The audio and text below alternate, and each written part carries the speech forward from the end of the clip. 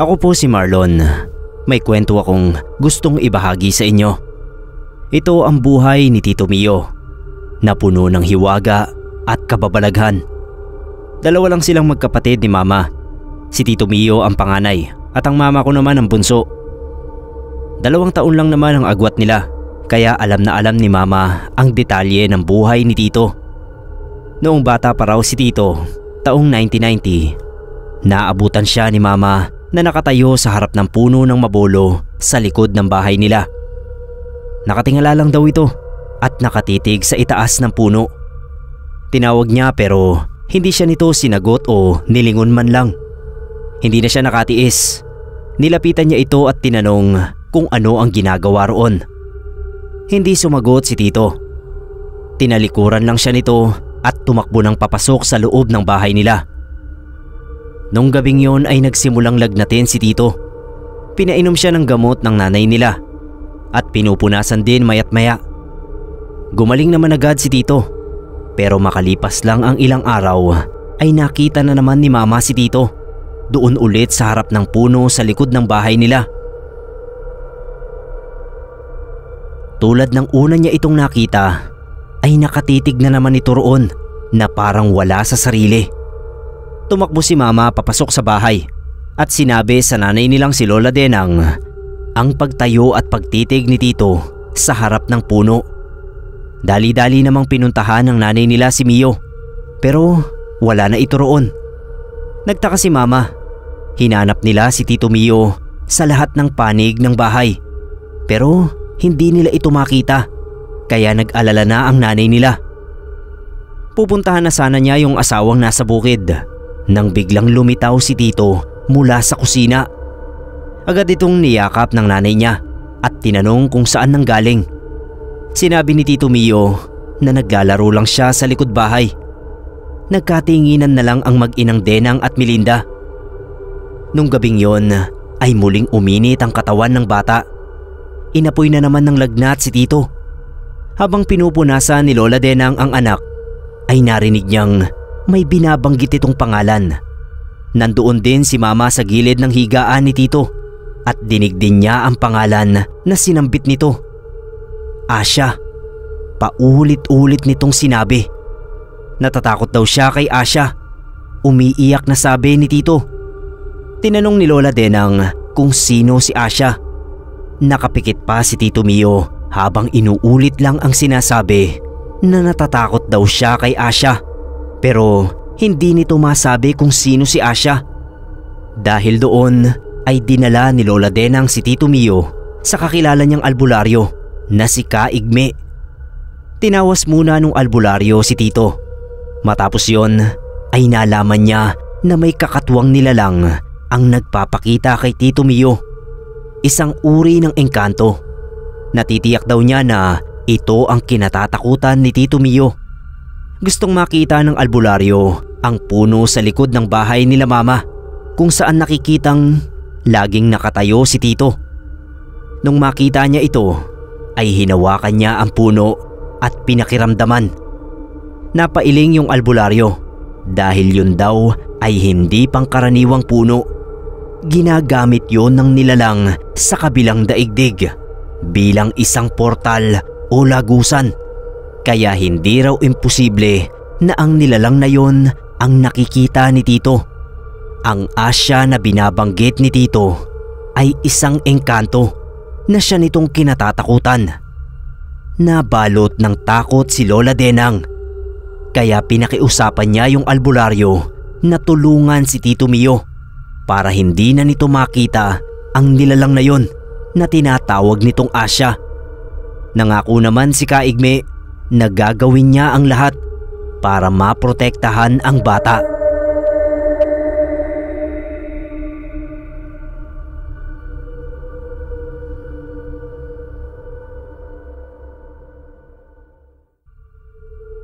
Pitong araw na binalik-balikan ni Kaigme ang puno at inorasyonan.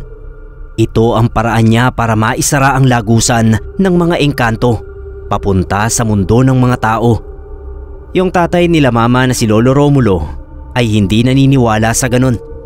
Mas mabuti raw kung ipadoktor na lang nila si Mio kapag nilagnat uli ito. Pero mula nang gamutin ng albularyo si Tito at isara ang sinasabi nitong portal, ay hindi na nga nakita ni Mama si Tito na nakatayo sa harap ng puno at hindi na rin ito nilagnat. Makalipas ang ilang taon ay nagbinata na si Tito Mio at nagdalaga naman si Mama. Lumaking gwapo ang tito ko, kaya hindi nakakapagtakang naging habulin ito ng mga babae.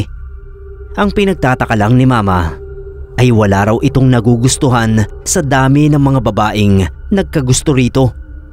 Iniisip nga raw nila noon na baka bading si Tito Mio, pero sa kilos naman daw nito ay walang kalambutan silang nakikita o nararamdaman man lang. Lalaking lalaki talaga sa kilos at pananalita. Si Lolo Romulo ang nakapansin na medyo kakaiba raw ang pagtulog ni Tito.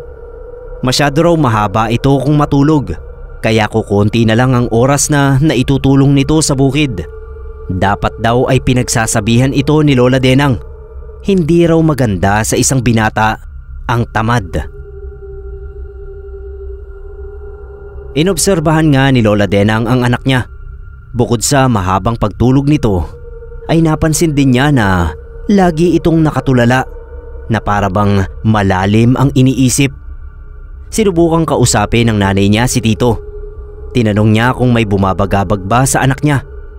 Umiling lang yung binata at sinabing ayos lang siya. Sinabihan na lang ito ni Lola Denang na sana naman daw ay gumising ito ng maaga para maaga rin itong makatulong sa tatay niya sa bukid. Dapat daw ay tumulad ito sa kapatid na si Melinda, kababaeng tao at mas nakababata sa kanya, pero maaasahan na sa lahat ng gawaing bahay at maging sa bukid. Hindi kumibo si Tito Mio. Tumango lang siya sa sinabi ng nanay niya, tapos ay muli siyang nahiga sa papag at natulog. Napapailing na lang si Lola Denang. Nahihiwagaan na rin si Mama sa mga kinikilos ni Tito. Para talagang may mali sa kanya.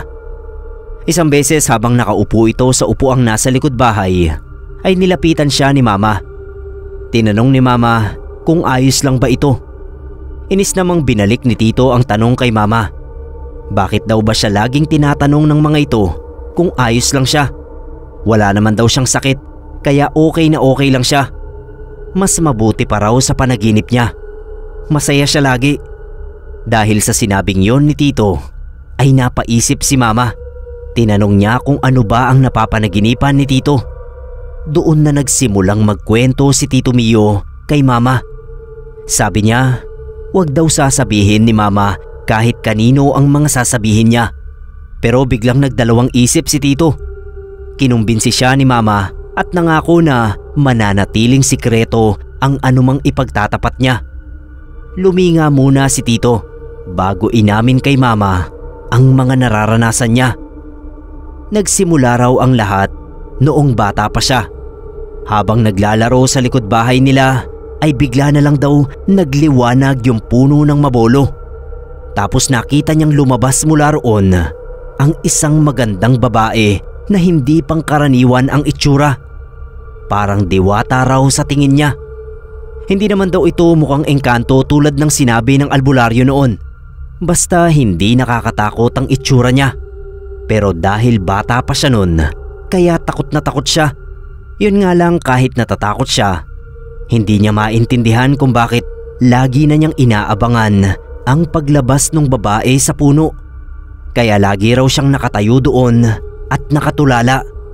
Pero pag nakita naman niya ito, matatakot na naman siya at lalagnatin. Nanlalaki yung mga mata ni Mama sa mga pinagtapat ni Tito.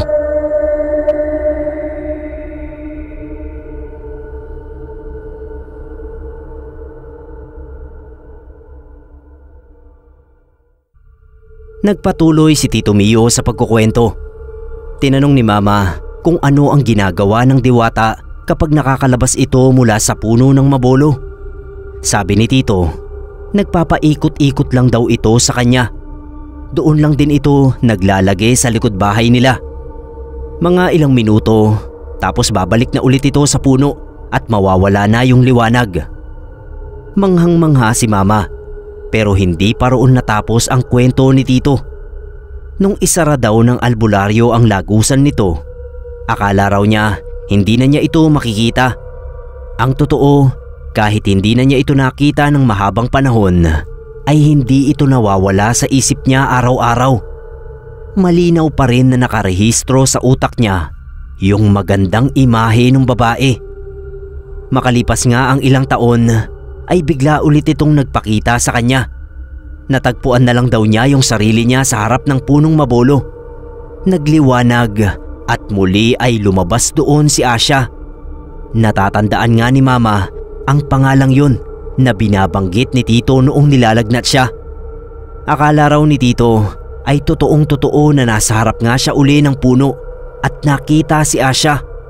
Pero naisip niya na nasa loob lang pala siya ng isang panaginip. Sinabi rin ito ni Asya sa kanya dahil daw hindi ito nawawala sa isip ni Tito, kaya nagawa nitong pasukin ang panaginip niya at ito ang magsisilbing daanan nila patungo sa isa't isa.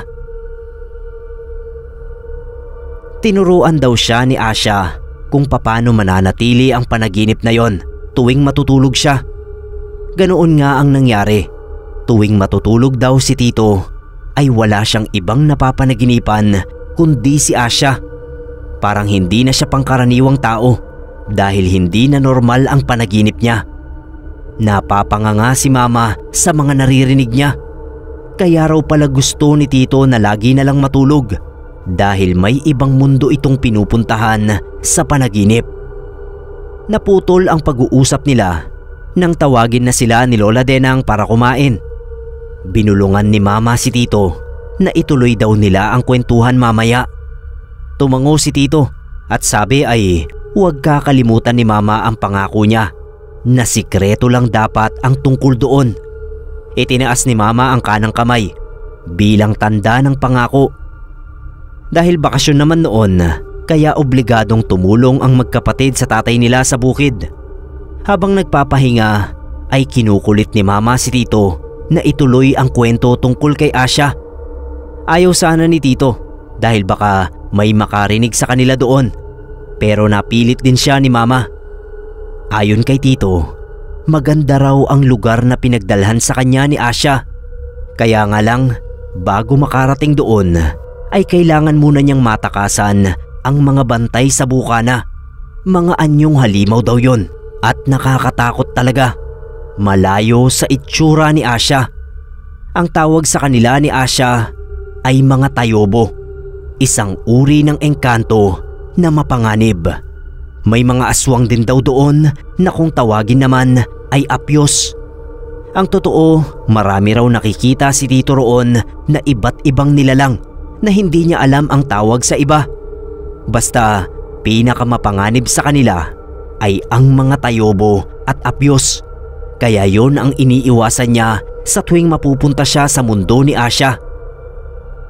Tinanong ni Mama kung ano naman ang tawag sa mundong yon.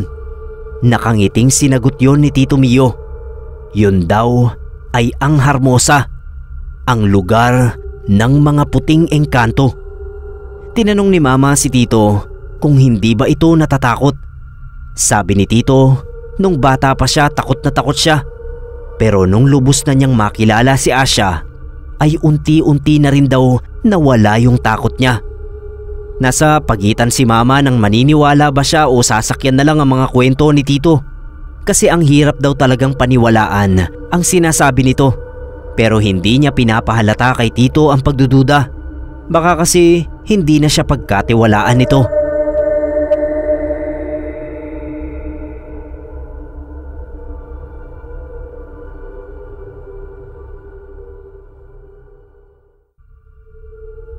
Nung sumunod na araw, galing sa palengke sina Mama at Lola Denang.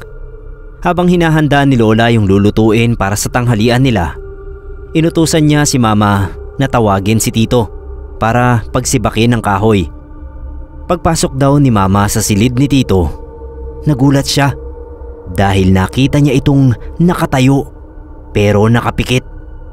Tinawag niya yung pangalan nito pero para bang hindi siya nito naririnig.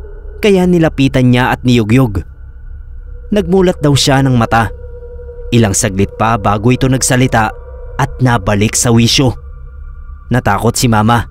Sinabihan niya si Tito Mio na iwasan ang mga ganoong pangyayari hanggat maaari dahil baka matakot ang nanay at tatay nila. Mula noon ay napapadalas na ang pagkatulala ni Tito.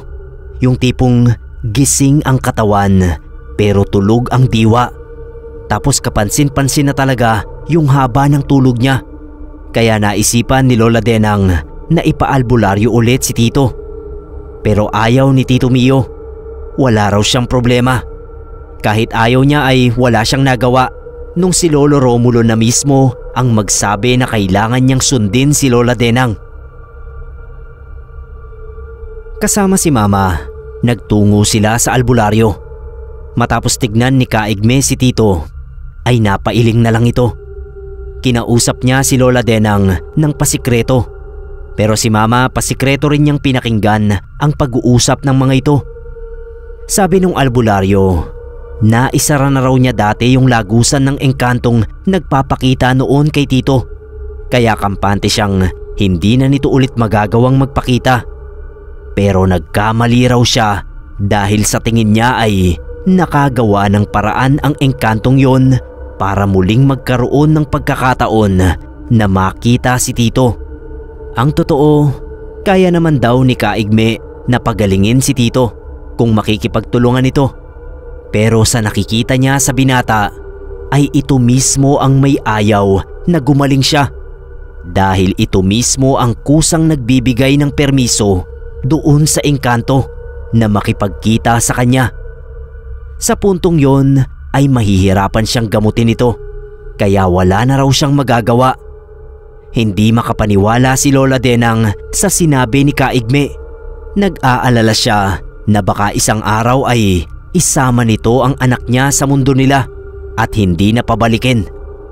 Malungkot na sinabi ng albularyo na hindi yun imposible. Pero na kay Tito Mio raw ang pagdedesisyon. May pinayo ang albularyo kay Lola Denang. Subukan daw nitong pasayahin ang buhay ni Tito sa totoong mundo natin. Kung mababaling daw ang atensyon ng tito ko sa ibang bagay o ibang babae, ay yun lamang ang magiging sagot sa problema nito para piliin nito ang mundo natin kesa sa mundo ng mga engkanto. Nung makauwi ay umiyak si Lola Denang dahil hindi niya alam kung paano niya pasasayahin ang mundo ni Tito kung ito mismo ang naglalayo ng sarili niya sa kanya. Nakaisip ng paraan si Mama at sinabi niya yon sa nanay niya. Saktong may sayawan noon sa plaza. Inaya ni Mama si Tito na umattend sila para ipakilala niya ito sa mga kaibigan niya. Ayaw ni Tito pero hindi siya tinigilan ni Mama. Sinabi ni Mama na kailangan siya nitong pagbigyan dahil hindi raw siya papayagan ng tatay nila na umattend ng sayawan kung hindi kasama si Tito. Dahil doon kaya natuloy din sila sa sayawan. Noong nasa plaza na sila, ay isa-isang pinakilala ni Mama ang mga kaibigan niya kay Tito. Isa doon si Tanya. Sa lahat ng mga kaibigan ni Mama ay si Tanya raw ang pinakamaganda at pinakamabait. May gusto din naman ito kay Tito, kaya gumawa ng paraan si Mama para magkatabi sa upuan ang dalawa at makapagkwentuhan. Nakita naman ni Mama na nagkukwentuhan nga ang dalawa, pero napansin din ni Mama na panay ang tingin ni Tito sa relo niya. Si Tanya na mismo ang nag-aya na magsayaw sila ni Tito. Nagpaunlak naman si Tito, pero habang nagsasayaw na sila sa gitna ay parang naging balisa ito. Iniwan ni Tito si Tanya at sinabi kay Mama na kailangan na nilang umuwi. Nagtataka si Mama dahil maaga pa naman. Pero si Tito para bang aligaga, nagmamadali. Kailangan na raw niyang matulog dahil malapit na ang oras ng pagkikita nila ni Asya.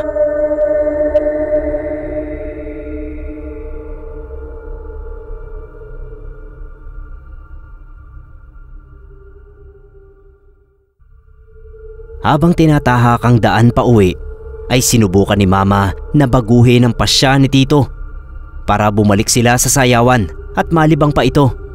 Pero tanggi ng tanggi si Tito. Hindi raw naiintindihan ni Mama ang sitwasyon nila ni Asya. Sa oras na hindi siya makarating sa tagpuan nila ay mapapahamak si Asya. Baka raw makuha ito ng mga tayobo o kaya ng mga aswang na apyos. Pinagsasampal ni Mama si Tito. Baka sakali raw na magising ito sa kahibangan niya. Pero kinagalit lang yon ni Tito. Akala raw niya ay kakampi niya si Mama at naiintindihan siya nito. Agad namang nagsorry si Mama. Sabi niya kay Tito, nag-aalala lang daw siya na isang araw ay iwan sila ni Tito at sumama na ito ng tuluyan kay Asya. Ayaw daw niyang mawala si Tito sa kanila. Hindi nakaimik si Tito. Sa halip ay niyakap niya ng mahigpit ang kapatid niya. Kinabukasan ng hapon ay tumambay sila sa ilog. Doon kinuwento ni Tito ang nangyayari sa mundong pinapasok niya tuwing matutulog siya. Sabi ni Tito, sa bukana ng Harmosa ay may mga nakabantay na mga tayobo. Kapag nakita siya ng mga ito, tiyak na gagawin siyang pagkain. Para malampasan niya ang mga tayobo, ay kailangan muna niyang hintayin na makatulog ang mga yon. Pag natulog daw kasi ang mga itim na engkanto, ay sabay-sabay. Kaya ito ang pagkakataon na nakakadaan ang iba pang nilalang sa balwarte nila. Bukod kay Tito, ay may iba pang nilalang na nagpupunta sa Harmosa. Tulad ng mga duwende, mga laman lupa, kapre at tikbalang. Pero ang mga ganoong nilalang ay pangkaraniwan na lang sa Harmosa. Nakakasabay daw ni Tito ang mga yon. Pero wala isa man sa mga ito ang pumapansin sa kanya. Maliban nga sa mga tayobo na laging naghihintay ng mabibiktima. Bukod doon ay kinatatakutan at iniiwasan din ang mga apyos sa Harmosa. Sila yung mga aswang na sa panaginip mo lang makikita. Isang beses ay nagkaroon ng engkwentro si Tito sa isang apyos. Hinihintay niya noon si Asya na dumating sa tagpuan nila. Pero sa halip, isang apyos ang dumating at inatake siya. Yun daw ang pagkakataon na gusto nang magising ni Tito dahil hindi niya alam kung papanong lalabanan ng apyos. Sobrang nakakatakot daw ang itsura nito. Siguradong hindi siya bubuhayin nito. Buti na lang daw at sakto lang ang dating ni Asya. Bago pa siya makain ng buhay ng apyos, ay sinabuyan daw ito ng Asya ng isang mahiwagang buhangin. Yung kumikintab na buhangin yon ang kinatatakutan daw ng apyos dahil katumbas ito ng asido sa atin kapag lumapat sa balat nila. Dahil sa pagtatanggol na yon ni Asya kay Tito, kaya raw lalo siyang napamahal sa magandang engkanto.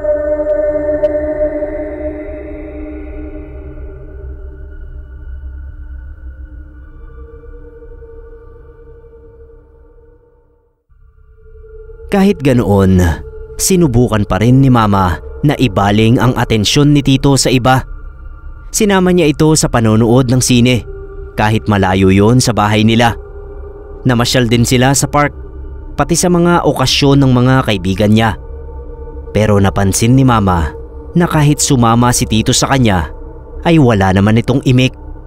Kung iimik man ay magkukwento lang ng tungkol kay Asya. Pero kapag iniba na niya ang topic, ay mananahimik na ulit ito.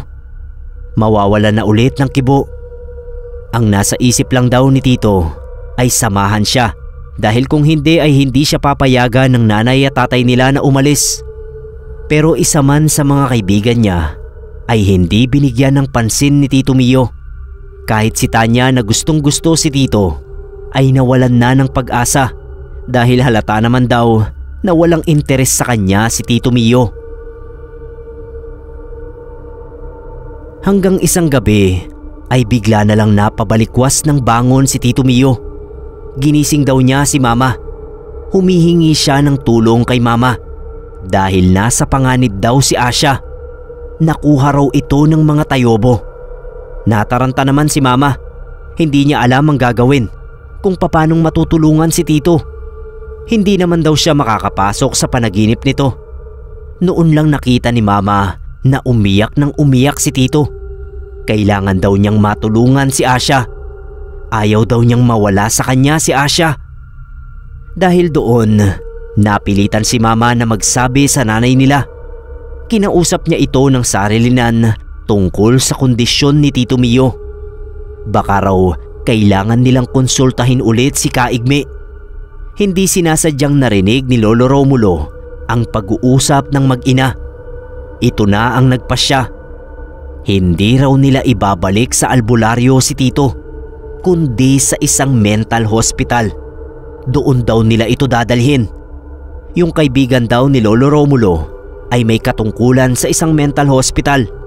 Makikiusap daw siya rito para matignan doon si Tito. Nag-aalala si Mama. Alam niyang hindi gugustuhin ni Tito ang mapasok sa ganoon. Baka mas lalo itong lumala roon. Pero kapag kasi ang tatay na nila ang nagpasya, ay wala nang makakabali, maski ang nanay nila. Awang-awa si Mama noong dadalhin na si Tito sa mental. Nagwawala raw ito at iyak ng iyak. Humihingi ng tulong sa kanya. Ayaw daw nito roon. Tapos naisip din ng tatay nila na putulin na ang puno ng mabolo sa likod bahay nila dahil ito raw ang dahilan kung bakit nagkakaganoon si Tito. Kahit hindi naniniwala si Lolo Romulo sa mga ganoong hiwaga, ay gusto pa rin niyang maputol ang puno. Dala na lang ng galit niya. Pinigilan lang siya ni Lola Denang. Nagmakaawa ito sa kanya na hayaan na lang ang puno dahil baka mas lalo pang lumala ang kondisyon ng anak nila kapag nagalit ang engkanto.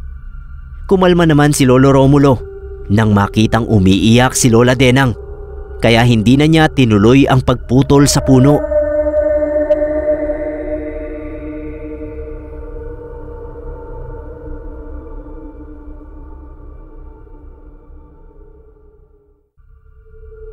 Noong nasa mental hospital na si Tito, magkasama siyang dinalaw ni na Lola Denang at Mama.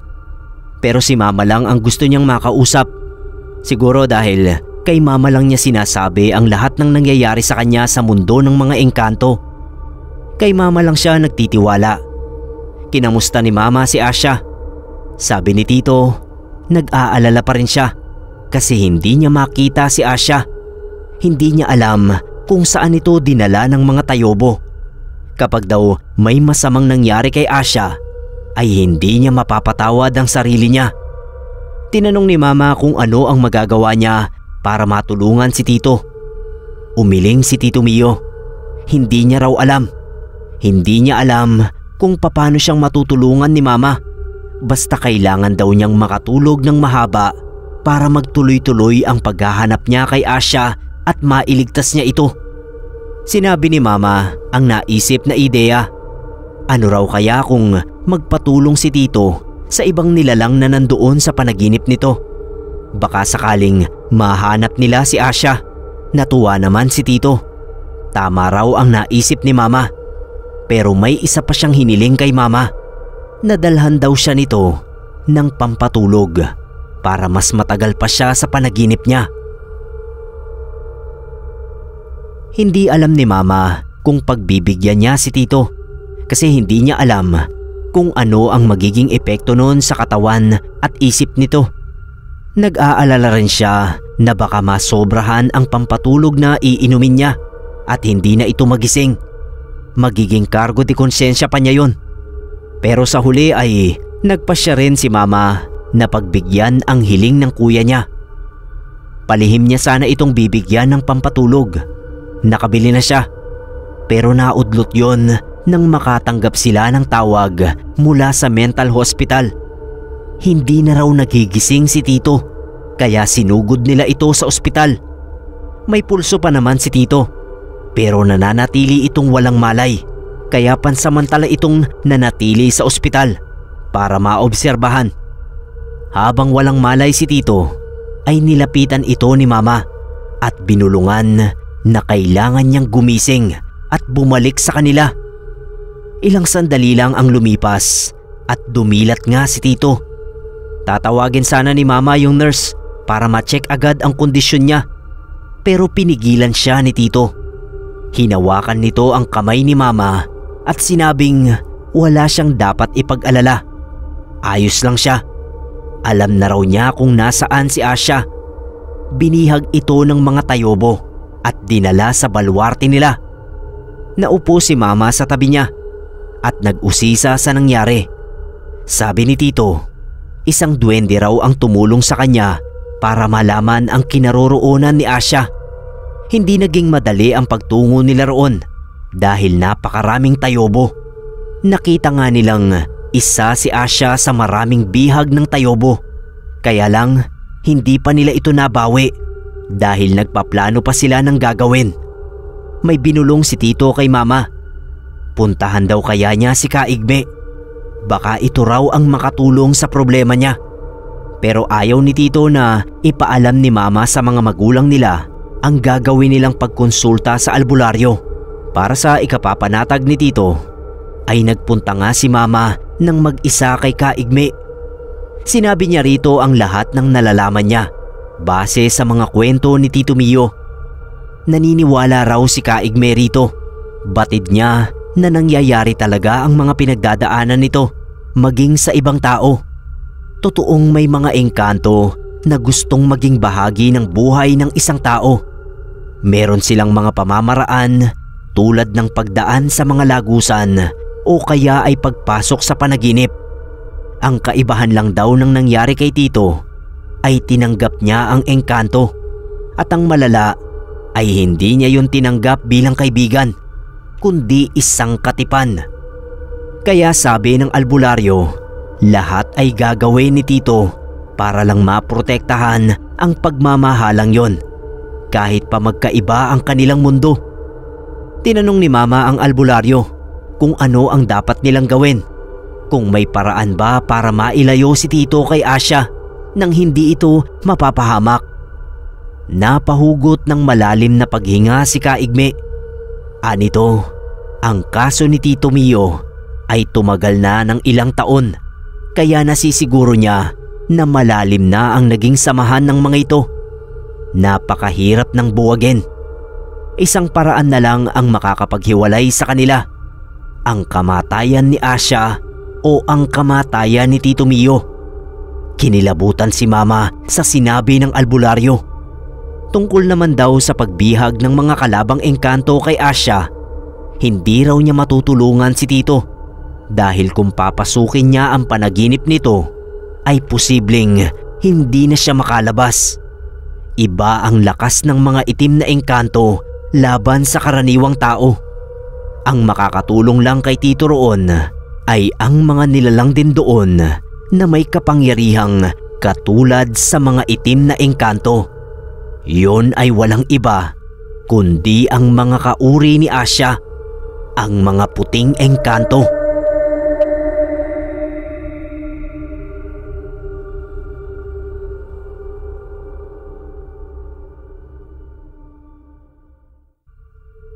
Dahil sa sinabi ni Kaigme, ay hindi alam ni Mama kung ano ang sasabihin niya kay Tito para sa ikakagaan ng loob nito. Baka kapag sinabi niya rito na hindi siya matutulungan ni Kaigme, ay lalo itong malungkot. Ilang ulit ding nagpalakad-lakad si Mama sa loob ng kwarto niya habang nag-iisip ng paraan. Nung balikan niya si Tito Mio sa ospital, ay nagsinungaling siya rito. Sinabi niyang handang tumulong si Kaigme pero kailangan muna raw magpagaling at magpalakas ni Tito. Inusisa naman ni Tito kung ano ang tulong na magagawa ni Kaigme para mailigtas si Asya. Hindi agad yun masagot ni Mama pero mabuti na lang at nakaisip agad siya ng palusot. Naalala niya ang sinabi ni Kaigme na ang makakatapat lang sa lakas ng mga itim na engkanto ay ang lakas din ng mga kauri ni Asya. Kaya sinabi niya kay Tito na kailangan ni Titong humingi ng tulong sa mga puting engkanto, sa mga katulad ni Asya, para mailigtas ito at ang mga ito rin ang magsasabi sa kanya ng dapat gawin. Tinanong ni Tito kung wala bang sinabi ang albularyo na baka may nalalaman itong orasyon para magapi ang mga tayobo. Umiling si Mama pero sinabi niya na pinag-aaralan pa yon ni Kaigme at agad sasabihin sa kanila kapag may sagot na ito. Nakita ni Mama sa mga mata ni Tito ang labis pa ring pag-aalala. Bigla itong bumangon mula sa kama ng ospital at sinabing uuwi na siya. Kailangan niyang makauwi. Pinigilan siya ni Mama dahil wala pang sinasabi ang doktor na pwede na siyang lumabas. Walang makapigil kay Tito. Basta-basta na lang na lumabas ng ospital. Wala namang nakapansin sa kanya dahil ang atensyon ng mga tao ay natuon sa isang emergency. Nagulat pa ang nanay at tatay nila nang dumating si Tito Mio sa bahay. Sinabi na lang ni Mama na pinauwi na ito ng doktor dahil magaling na raw ito, at nakiusap din si Mama sa mga magulang nila na siya na muna ang bahalang kumausap sa kuya niya. Hindi na kailangang ibalik ito sa mental dahil nasisiguro niyang hindi ito nasisiraan ng bait. Pinagbigyan ng mag-asawa ang pakiusap ng anak nila kahit pareho ring nag-aalala ang mga ito. Nung gabing yon ay binantayan ni Mama ang pagtulog ni Tito. Habang natutulog ito ay nagdarasal naman siya sa tabi niya. Pinapanalangin niya na sana ay maging normal na ang kuya niya. Hanggang sa makatulog na rin si Mama. Sa paggising ni Mama ay natutulog pa rin si Tito. Inaabangan niya ang paggising nito, pero nakalipas na ang ilang oras ay nananatili pa ring mahimbing ang tulog nito. Inuga-uga ni Mama ang katawan ni Tito at pinagkukurot. Sobrang nag-alala raw si Mama. Tatawagin na sana niya yung mga magulang niya nang biglang magising na si Tito. Humingi ito ng tubig sa kanya. Hingal na hingal siya at mukhang pagod na akala mo ay galing sa isang laban. Matapos pa inumin ng tubig ni Mama ay tsaka niya inusisa si Tito kung anong nangyari. Ba't ngayon lang ito nagising? Tapos ay kinamusta niya ang kalagayan ni Asya. Sabi ni Tito, napasubo raw siya sa pakikipaglaban. Tinulungan daw siya ng mga kauri ni Asya kung paano makipaglaban sa mga itim na engkanto.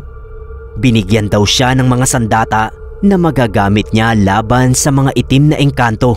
Bawat tayobo raw na tamaan niya nito ay agad nasasawi. Pero hindi pa raw nila nabawi si Asya dahil habang abala sila sa pakikipaglaban ay tinakas ito ng ibang tayobo. Nakiusap si Tito kay Mama na samahan siya kay Kaigme. Siya raw mismo ang kakausap dito. Napansin ni Mama na parang nanghihina na ang katawan ni Tito at hirap na sa pagtayo. Sinabi niya na siya na lang ulit ang pupunta sa albularyo, pero nagpumilit si Tito. Nung namalengke ang nanay nila at habang nasa bukid ang tatay nila, ay sinamantala nila ang pagkakataon na makasaglit sa bahay ni Kaigme.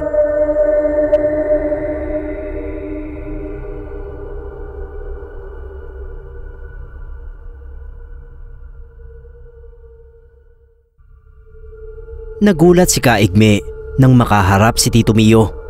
Ang laki raw kasi ng binagsak ng katawan nito. Ang lalim na ng eye bags sa mga mata, kahit ang haba nga ng oras ng ginugugol nito sa pagtulog. Halatang halata raw ang malaking problemang bumabagabag dito ngayon. Diretso namang sinabi ni Tito sa albularyo ang tulong na kailangan nito. Pero hindi tulad ni Mama, hindi nagsinungaling ang albularyo kay Tito. Direkta nitong sinabi na hindi nito matutulungan si Tito sa problema niya sa paglaban sa mga tayobo.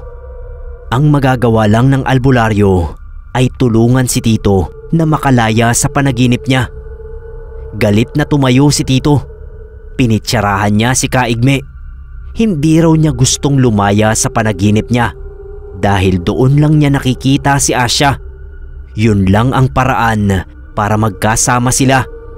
Iginiit pa ni Tito sa albularyo na walang makakapaghiwalay sa kanila. Minsan na raw hinadlangan ni Kaigme ang ugnayan nila ni Asya nang isara nito ang portal na dinadaanan ng engkanto. Mabuti na nga lang daw at nagkaroon sila ng ibang paraan para magkita ulit. Kung noon daw ay wala siyang nagawa dahil bata pa siya at takot, sa pagkakataong ito ay hindi na raw niya mapapayagan na hadlangan ulit ni Kaigme ang pagmamahalan nila ni Asya. Inawat ni Mama si Tito at nilabas na sa bahay ng albularyo. Dinala ni Mama si Tito sa tindahan ng halo-halo para lumamig ang ulo nito at kumalma. Pero si Tito halatang wala na itong kagana-gana. Hindi pa man nababawasan yung halo-halo niya ay nag-aya na itong umuwi. Gusto na lang daw nitong matulog. Nung mga sumunod na araw, nilagnat si Tito Mio. Pero ayaw niyang magpadala sa doktor at ayaw din niyang uminom ng gamot. Hiniling niya kay Mama na huwag itong aalis sa tabi niya. Awang-awa na si Mama sa kuya niya pero wala siyang magawa sa problema nito. Hanggang isang araw ay masaya itong dumilat at binalita kay Mama na nabawi na nila si Asya mula sa malulupit na kamay ng mga tayobo. Pinagmalaki ni Tito kay Mama na siya mismo ang nakapagligtas kay Asya. Tinulungan daw siya ng mga puting engkanto. Sinamahan siya ng mga ito na sugurin ang baluarte ng mga itim na engkanto. Ang akala nga raw niya ay doon na siya mamamatay dahil sobrang lalakas daw talaga ng mga tayobo. Parang imposible talaga nilang mapabagsak. Pero dahil sa determinasyon niyang mailigtas si Asya, pakiramdam niya ay pinahiram siya ng lakas ni Bathala. Hinawakan ni Tito Mio ang kamay ni Mama at tinanong kung sakali raw ba na sumama na siya kay Asya ay papayag ba ito. Napaiyak si Mama sa tanong na yon ni Tito. Sabi ni Mama, gusto raw niya na maging masaya si Tito pero ayaw daw niya na iwan sila nito. Nakiusap si Mama kay Tito Mio na makontento na lang sana ito sa pakikipagkita kay Asya sa panaginip at huwag itong tuluyang sumama sa daigdig nito dahil siya raw ang unang-unang malulungkot. Sinabi naman ni Tito kay Mama na kahit mawala siya ay tandaan daw ni Mama na mahal niya ito at lagi niya siyang maaalala kahit nasa ang lugar pa siya manatili.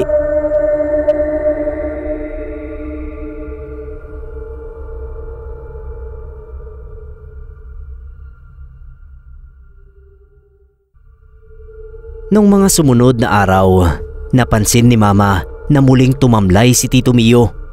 Akala niya ay magiging okay na ito dahil nailigtas na si Asya. Bagamat nagigising naman ay hindi na ito bumabangon sa higaan, kaya nag-alala na naman ng sobra ang mga magulang nila. Kinausap ni Mama si Tito Mio at tinanong kung ano na naman ang problema.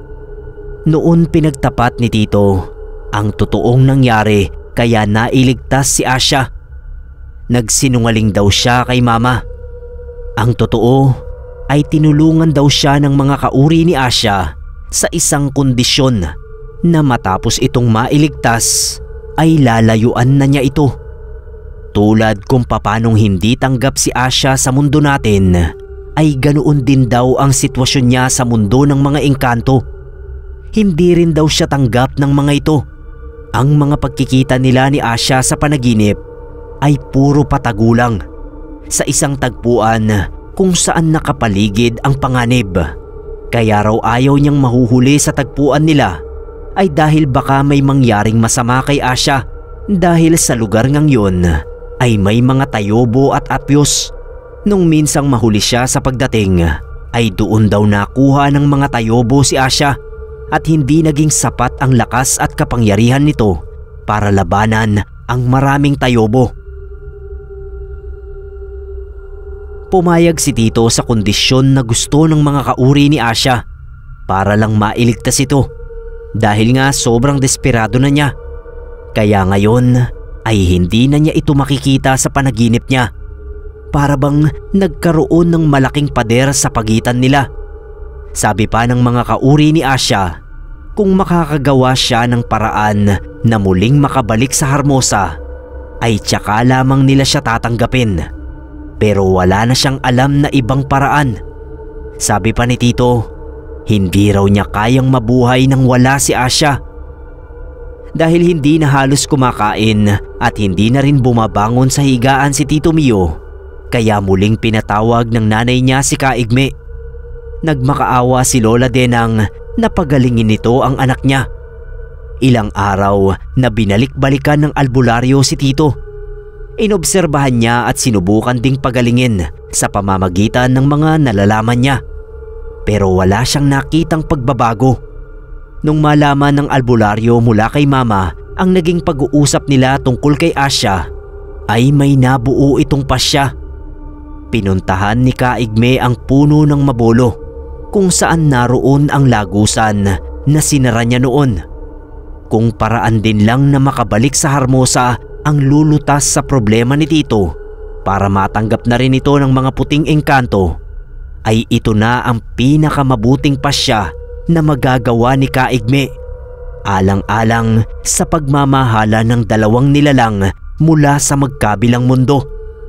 Kailangan niya uling buksan ang lagusan nang sa gayon ay madaanan nito ni Mio pabalik sa mundo ng mga engkanto. Hindi naging madali ang pagpapasyang yon para kay Kaigme dahil nangangahulugan yon ng kamatayan ni Tito sa mundo ng mga tao. Nung mabuksan ng albularyo ang lagusan, ay bumalik siya sa silid ni Tito. Nakita niyang nakadilat pa ang mga mata nito, pero nakatulala na lang. Binulong niya kay Tito na maaari na itong umalis. Napaiyak na lang si Mama. Niyakap niya si Tito Mio at sinabing maglakbay ito ng payapa sa lagusan at maging masaya sa piling ni Asya.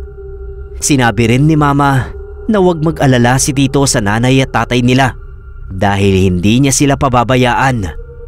Matapos yon ay pumikit na si Tito Mio at ilang minuto lang ang lumipas ay tumigil na siya sa paghinga. Doon na rin nagwakas ang mahiwagang kwento ng buhay niya sa mundo natin, pero magpapatuloy sa mundo ng mga engkanto. Nakita pa raw ng albularyo kung papanong pumasok ang kaluluwa ni Tito sa lagusang binuksan niya. Sinabi ni Kaigme sa nanay at tatay ni Tito na oras na talaga nito at walang makakahadlang doon.